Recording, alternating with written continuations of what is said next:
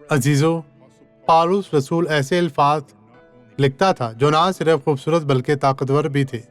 ہمیں خدا سے ایسے لفظوں کی تلاش کرنے کی ضرورت ہے جنہیں ہم استعمال کر سکتے ہیں، اور جب بھی ہم ایسا کریں گے انسان کو فوراً محسوس ہوگا کہ یہ کلام واقعی زندگی بدلنے والا ہے، اور اس پر وہ قائم بھی رہے گا۔ گلاطیوں باب 1:3 میں وہ درج ذیل کہتا ہے، خدا باپ اور ہمارے خدا یسوع مسیح کی طرف سے تمہیں فضل اور اطمینان حاصل ہوتا رہے۔ تو کیا وہ ایک ہی شخص ہیں؟ نہیں، وہ دو مختلف ہیں اور الگ الگ لوگ ہیں، لیکن ایک ہی خدا روح القدس تیسرا شخص ہے، ایک مختلف اور الگ لیکن صرف ایک خدا ہے۔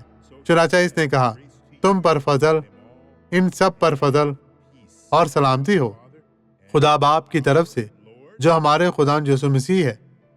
وہ انہیں امن عطا کرے گا، اور روح القدس اس امن اور حیرت انگیز فضل کو ان پر ظاہر کرے گا، اور خداوند آپ کو برکت دے۔ مسیح میں آپ سب کی سلامتی ہو۔